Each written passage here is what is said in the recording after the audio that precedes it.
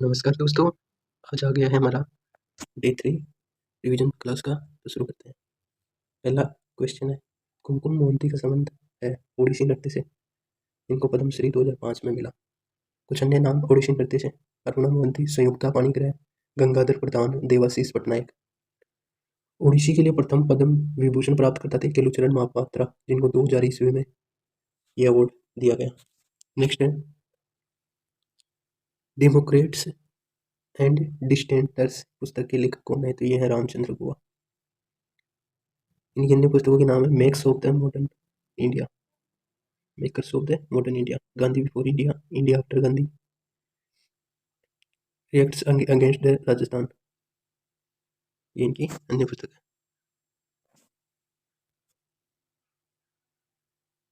Next है, सूर्य मंदिर किस राज्य में? सूर्य मंदिर है तमिलनाडु में।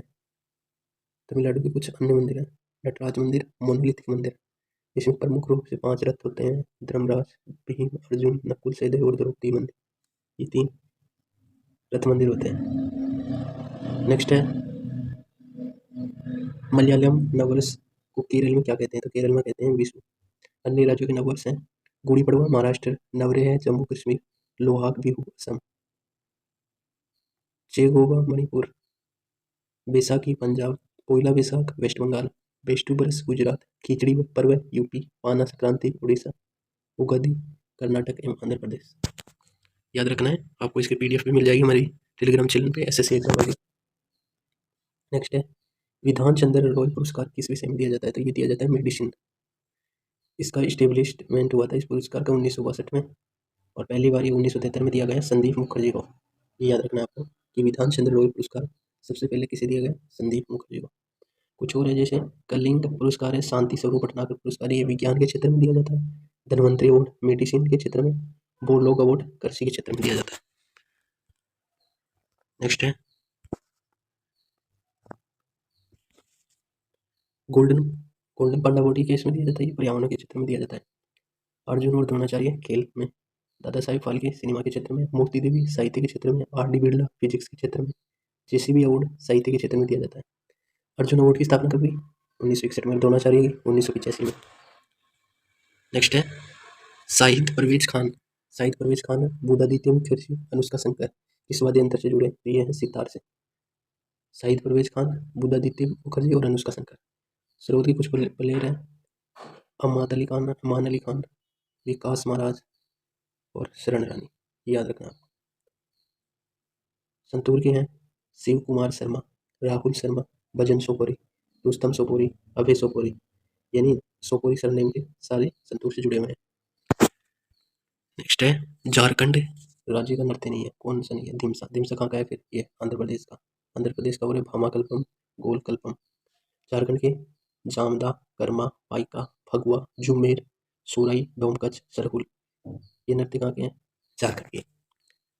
नेक्स्ट है, संविधान के अनुच्छेद 32 और 226 के तहत कितने प्रकार की रिट जारी की जा सकती है? तो ये है 5 प्रकार की। कौन कौन सी? बंदी प्रत्यक्षीकरण, इसके अंदर 24 घंटे के अंदर अदालत में पेश करना होता है जिसको गिरफ्तार किया गया है। सेकंड है परमादेश, थर्ड है प्रतिषेध, फोर्थ है उत्प्रेषण, फिफ्थ है अधिकार पर्चा। सुप्रीम कोर्ट सुनवाई कर सकती है रीट की, यानी डायरेक्ट आप सुप्रीम कोर्ट में भी इन पे इस रीट पे सुनवाई मांग सकते हैं, बाध्य है सुप्रीम कोर्ट, लेकिन हाई कोर्ट बाध्य नहीं है। सुप्रीम कोर्ट हाई कोर्ट के खिलाफ कौन सी रीट जारी करती है? तो ये करती है प्रतिषेध। याद रखना है कि सुप्रीम कोर्ट हाई कोर्ट के खिलाफ प्रतिषेध रीट जारी कर सकती है। नेक्स्ट है, समान काम के लिए समान वेतन का प्रावधान है, तो ये है आर्टिकल नंबर 39 की डी में। समान काम के लिए समान वेतन। आजीविका के लिए पर्याप्त साधन, ये आर्टिकल नंबर 39 ए में है। श्रमिक की स्वास्थ्य सुरक्षा, आर्टिकल नंबर 39 ई में। आर्टिकल 38 में है लोक कल्याण। आर्टिकल नंबर 40 में है ग्राम पंचायत, जो काफ़ी फेमस है, दिल्ली पुलिस में पूछा गया। तो SSGD एग्जाम के लिए आर्टिकल बहुत इंपॉर्टेंट हो जाते हैं। नेक्स्ट है आर्टिकल 41, बेरोजगार, वृद्ध, विकलांग व्यक्तियों के लिए शिक्षा सार्वजनिक मदद सरकार उपलब्ध करवाए, ये आर्टिकल नंबर 41 में है। नेक्स्ट है,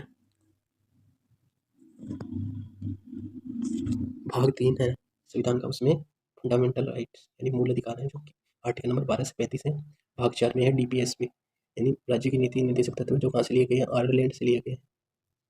और आर्टिकल नंबर 36 से 51 तक है। अगला है कि समान सिविल सुविधा किसमें है, तो ये आर्टिकल नंबर 44 में है, ये याद रखना है।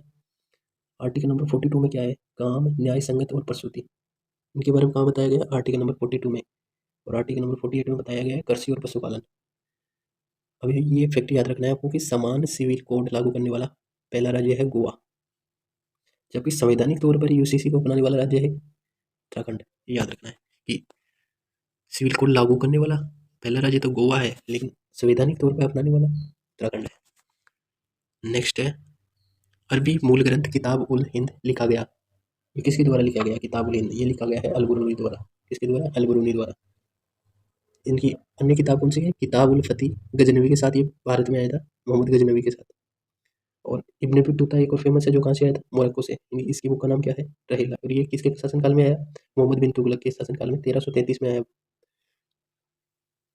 कुछ विदेशी हैं जो आक्रमण किए थे भारत में, उनका कौन कौन से थे वो देख लेते हैं। सबसे पहले आए थे ईरानी, पहले आए थे ईरानी, ईरानियों के बाद में आए यूनानी, यूनानियों के बाद में आए इंडो ग्रीक यानी हिंदू यूनानी, हिंदी यूनानी, फिर आए शक, पहलव, कुषाण, फिर अरबी। अरबी कब आए, 711 एडी में आए। 711 एडी में सबसे पहले अरबियों का आक्रमण हुआ। इसमें सबसे पहले अब्दुल्ला ने आक्रमण किया जो सफल नहीं हो पाया, फिर बुद्ध ने आक्रमण किया वो भी सफल नहीं हो पाया, क्योंकि सिंध क्षेत्र है ना भारत का, वहाँ पे राजा दाहिर थे, उन्होंने इनको हरा दिया। लेकिन 712 एडी में जब मोहम्मद बिन कासिम आया तो वो सफल हो गया, उन्होंने दाहिर को हरा दिया। इस तरह भारत पे अरबी आक्रमण सफल हुआ और भारत पर पहला अरबी आक्रमणकारी बन गया जो सफल हुआ, मोहम्मद बिन कासिम। नेक्स्ट है 1867 में बम्बई में किस संस्था की स्थापना हुई, तो ये हुई प्रार्थना समाज की। किसने की, आत्माराम पांडुरंग, आरजी भंडारकर और केसी सेन ने। किसी का भी नाम आ सकता है तो आप याद रखेंगे तीनों, आरजी भंडारकर, केसी सेन, आत्माराम पांडुरंग। और ये इंपॉर्टेंट है, जितने भी समाज और सभाएं हैं उनको याद कर लेना। पहला है ब्रह्म समाज जिसकी स्थापना हुई 1828 में राजा राम मोहन द्वारा। आर्य समाज द्वारा 1875 में दयानंद सरस्वती द्वारा। सत्यदुख समाज 1873 ज्योतिबा फुले द्वारा। देव समाज 1887 शिव नारायण अग्निहोत्री द्वारा। अभिनव भारत समाज 1904 में वी डी सावरकर के द्वारा। रामकृष्ण मिशन 1897 स्वामी विवेकानंद द्वारा। ये आपको याद रखना है। नेक्स्ट है भारत में एकमात्र तैरते द्वीपों का शहर कौन सा है, एकमात्र तैरते द्वीपों की झील कौन सी है, तो ये है लोकटक झील, जो कहाँ पे है, भारत के एकमात्र तैरते हुए नेशनल पार्क केबुल लामजाओ में। कहाँ पे ये, मणिपुर में। केबुल लामजाओ नेशनल पार्क का नाम है और उसमें जो झील है उसका नाम है लोकटक झील। ये कहाँ पे है, मणिपुर में।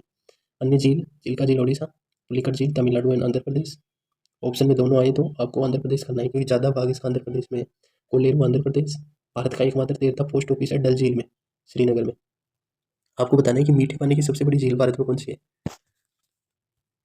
नेक्स्ट है आरबीआई द्वारा उपयोग किया जाने वाला मौद्रिक नीति साधन है, यानी मॉनेटरी पॉलिसी कौन सी है, तो ये है बैंक रेट।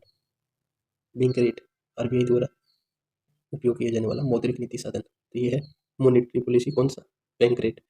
इसका उद्देश्य क्या है, मॉनेटरी पॉलिसी का मूल्य स्थिरता के लिए। आरबीआई एक्ट है 1934 की धारा 452 बी के अनुसार।